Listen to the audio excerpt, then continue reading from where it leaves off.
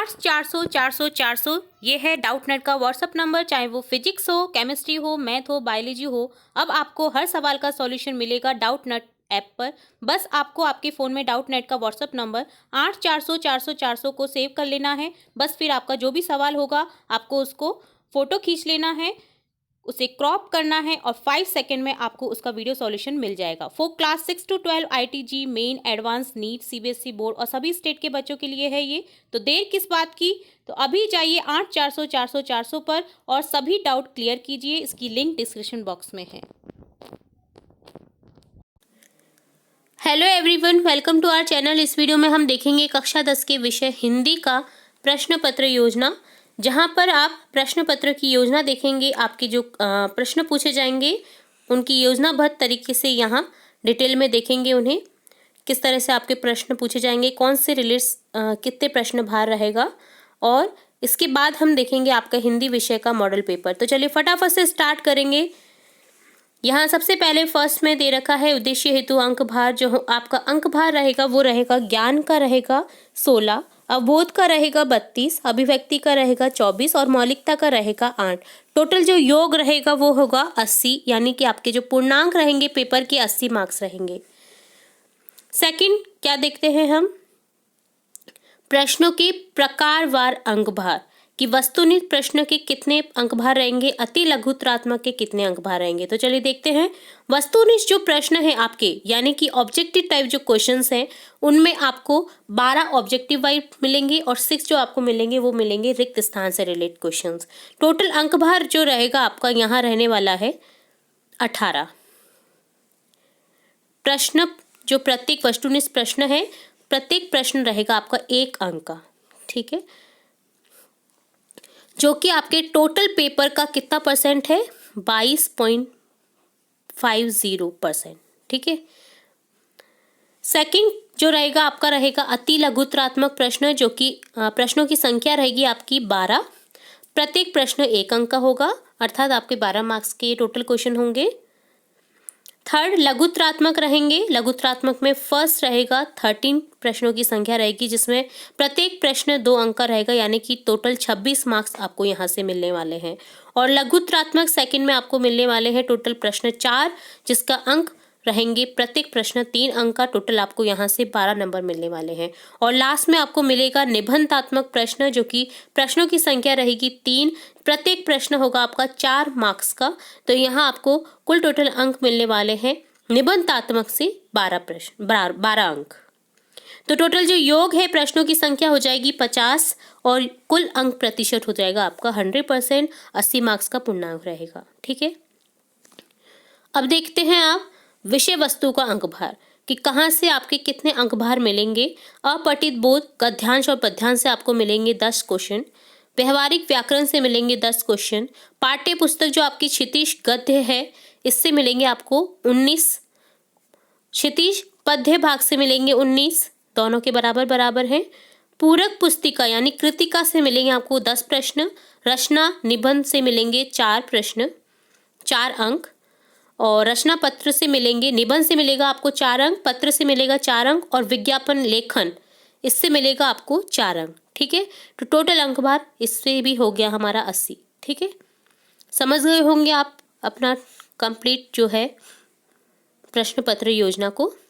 अब देखते हैं इस प्रश्न पत्र योजना की हमारे पास में ब्लूप्रिंट भी है, जिससे आप समझ सकते हैं आसानी से। जैसे मैं आपको एक एग्जाम्पल के तौर पे बता रही हूँ, आप इसे पूरा कंप्लीटली रीड भी कर सकते हैं।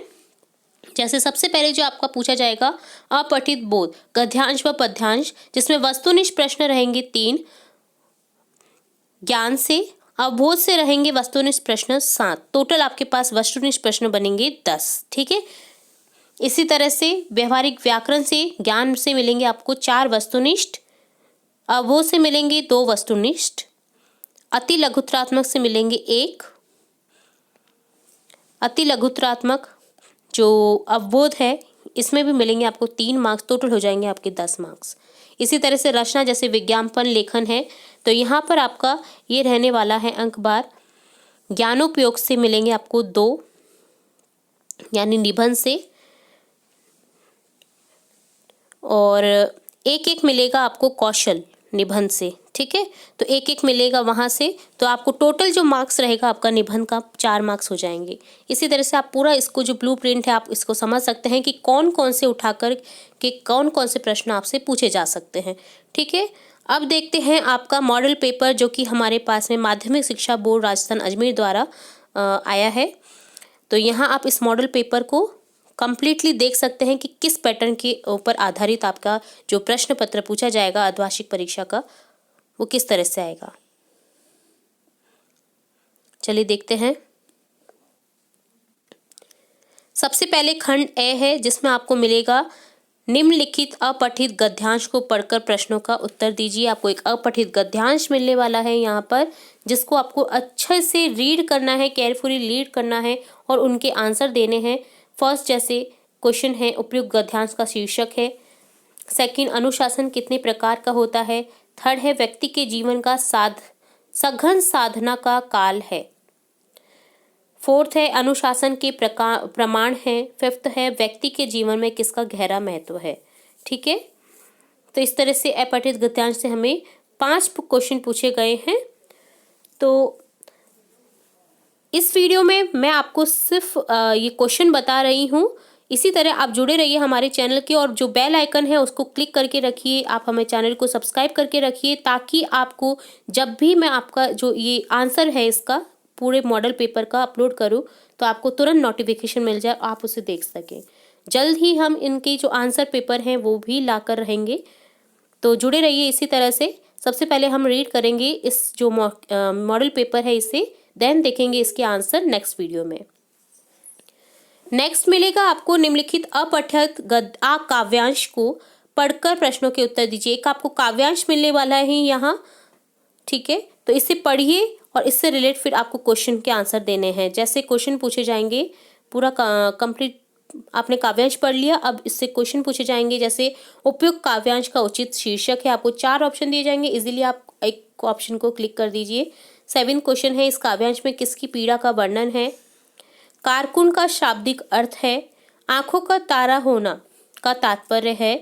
काव्यांश में वर्णित पीड़ित वर्ग की आंखों में चमक कब आती है। माता का अचल कृति के रचनाकार हैं। जॉर्ज पंचम की नाक कहानी का उद्देश्य है।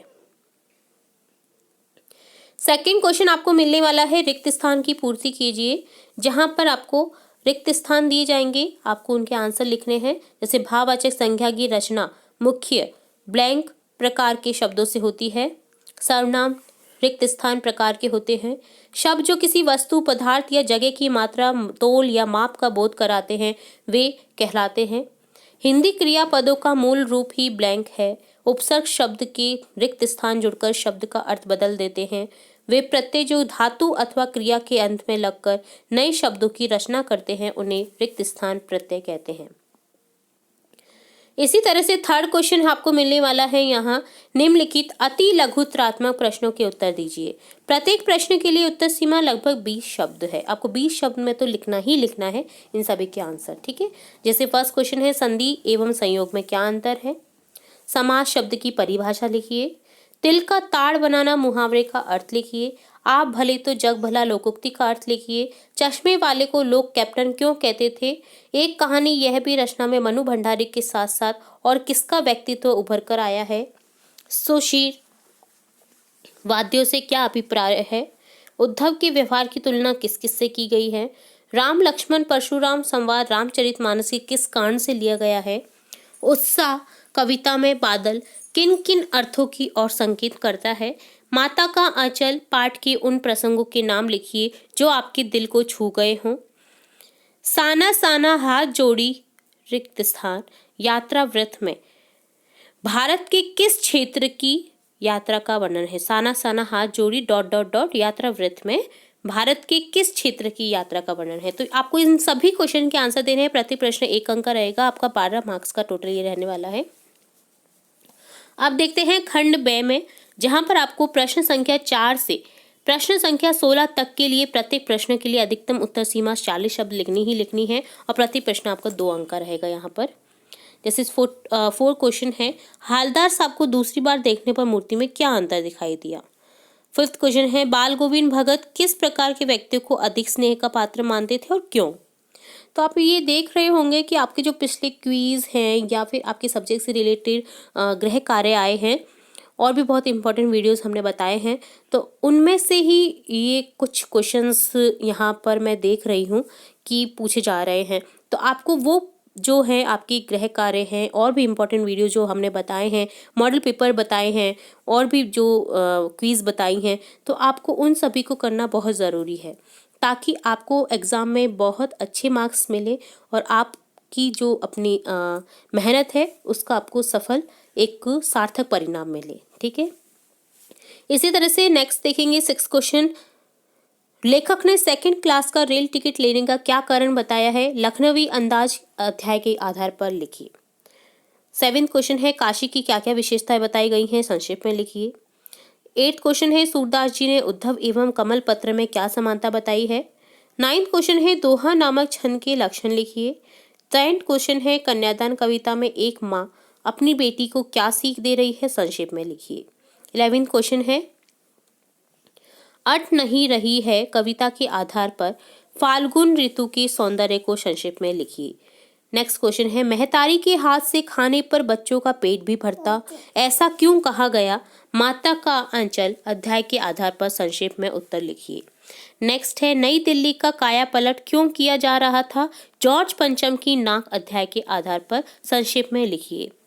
नार्गे ने धर्म चक्र की क्या विशेषता बताई? साना साना हाथ जोड़ी अध्याय के आधार पर लिखिए। 15 क्वेश्चन है मनु भंडारी का जीवन व कृतित्व परिचय संक्षेप में लिखिए, या आप इस क्वेश्चन को करिए या आप इस क्वेश्चन को करिए। रामवृक्ष बैनीपुरी का जीवन व कृतित्व परिचय संक्षेप में लिखिए। 16 क्वेश्चन है जयशंकर प्रसाद का जीवन व कृतित्व परिचय संक्षेप में लिखिए, या फिर आप इस क्वेश्चन को कर सकते हैं गिरिजा कुमार माथुर का जीवन व कृतित्व परिचय संक्षेप में लिखिए। इस तरह से नेक्स्ट देखेंगे खंड से, जिसमें आपको 17 क्वेश्चन मिलने वाला है। निम्नांकित पठित गद्यांश, पहले हमें अपठित गद्यांश मिला था, अब यहाँ आपको आपकी जो गद्य और पद्य भाग है उन्हीं से रिलेट एक पैराग्राफ दिया जाएगा। जैसे सबसे पहले आपको दिया गया है पठित गद्यांश की सप्रसंग व्याख्या कीजिए, उत्तर सीमा लगभग 60 शब्द तो होनी चाहिए। तो ये अपठित गद्यांश है, आपको 2 गद्यांश दिए जाएंगे, इनकी आपको संपूर्ण सप्रसंग व्याख्या लिखनी है। ठीक है, पहले प्रसंग लिखना है देन व्याख्या लिखनी है। आपको यहाँ पर 2 पठित गद्यांश दिए जाएंगे, आपको कोई भी एक करना है। इसी तरह से आपको पठित पद्यांश मिलेगा 18 क्वेश्चन में, जिसकी सीमा लगभग 60 शब्द। आपको 60 शब्द तो लिखने ही लिखने, इससे ज़्यादा भी लिख सकते हैं, जिसमें आपको प्रसंग लिखना है, व्याख्या लिखनी है। तो यहाँ भी आपको आपके पद्य भाग से रिलेट ही मिलेगा पढ़ा हुआ, तो आप इसे कर सकते हैं, या तो पहले पैराग्राफ को करें या फिर दूसरे पैराग्राफ को। ठीक है, नेक्स्ट देखेंगे 19 क्वेश्चन बाल गोविंद भगत को साधु क्यों कहा गया है? विस्तार से वर्णन कीजिए, या इस क्वेश्चन को करिए नवाब साहिब ने अपने खानदानी रईस होने का भाव किस प्रकार प्रकट किया? लखनवी अंदाज व्यंग्य लेख के आधार पर लिखिए। नेक्स्ट 20 क्वेश्चन है गोपियों के द्वारा हमारे हरी हारिल की लकड़ी कहने का क्या तात्पर्य है? या उत्साह कविता का केंद्रीय भाव लिखिए। आप दोनों ही प्रश्नों में से एक क्वेश्चन कर सकते हैं। नेक्स्ट मिलेगा आपको खंड द, जिसमें आपको मिलेगा प्रश्न संख्या 21। निम्नलिखित विषयों में से किसी एक पर 300 से 350 शब्दों में सार गर्भित निबंध लिखिए। आपको यहाँ कुछ विषय दिए गए हैं निबंध से रिलेट, जिनमें आपको मिलेगा विषय जैसे यहाँ है राष्ट्रीय एकता, पर्यावरण प्रदूषण कारण और निवारण, सड़क सुरक्षा, जहाँ पर आपको इनका जैसे राष्ट्रीय एकता है उसकी प्रस्तावना लिखनी है, राष्ट्र के लिए एकता आवश्यक लिखनी है, कि एकता के बाधक तत्व लिखने हैं, एकता के पोषक तत्व लिखने हैं और लास्ट में लिखना है उपसंहार। इसी तरह से आपको पर्यावरण प्रदूषण का लिखना है निबंध, इसी तरह से आपको सड़क सुरक्षा से रिलेट पैराग्राफ लिखना है। तो आप कोई भी तीनों में से एक विषय उठा करके निबंध लिखिए। ठीक है, और चौथा भी दे रखा है मातृभाषा और उसका महत्व, तो आप इन चारों में से ही कोई भी एक विषय पर निबंध लिख सकते हैं। कम से कम आपके 300 से 350 शब्द तो होने ही चाहिए, इससे ज़्यादा भी हो सकते हैं। ठीक है, और ये क्वेश्चन आपका रहने वाला है 4 मार्क्स का। इसी तरह आपका लास्ट क्वेश्चन आपको मिलने वाला है यहाँ पर प्रश्न संख्या 22। आपका नाम गौरव है, आप अपने विद्यालय की क्रिकेट टीम के कप्तान हैं। विद्यालय में अधिक खेल सामग्री मंगाने के लिए प्रधानाचार्य को प्रार्थना पत्र लिखिए। या आपको लिखना है पढ़ाई हेतु छात्रावास में रह रहे अपने छोटे भाई को पत्र लिखकर कोरोना वायरस संक्रमण से बचाव हेतु विभिन्न उपायों की जानकारी दीजिए। तो आप दोनों ही जो प्रार्थना पत्र है उनमें से एक प्रार्थना पत्र लिख सकते हैं। एक आपको ऊपर प्रार्थना पत्र दिया गया है, नीचे आपको एक छोटे भाई को पत्र लिखना है। तो दोनों ही आप इनमें से एक उठा सकते हैं और आप अपना इस क्वेश्चन को कंप्लीट कर सकते हैं। ये भी 4 मार्क्स का रहेगा। और लास्ट आपका क्वेश्चन है प्रश्न संख्या 23, जिसमें आपको मिलेगा आपका मित्र फूलों से बनी वस्तुओं, गुलदस्ते, हार, मालाएं आदि की बिक्री बढ़ाना चाहता है। उसकी सहायता के लिए एक विज्ञापन तैयार कीजिए। आपको यहाँ एक विज्ञापन लिखना है कि आपका मित्र है, फूलों से बनी हुई वस्तु बेचना चाहता है, अपनी उनकी बिक्री बढ़ाना चाहता है। तो आप उसकी सहायता के लिए किस तरह का एक विज्ञापन तैयार करेंगे वो लिखना है। तो उत्तर सीमा आप ध्यान रखिए 25 से 50 शब्द तो मिनिमम होने ही चाहिए।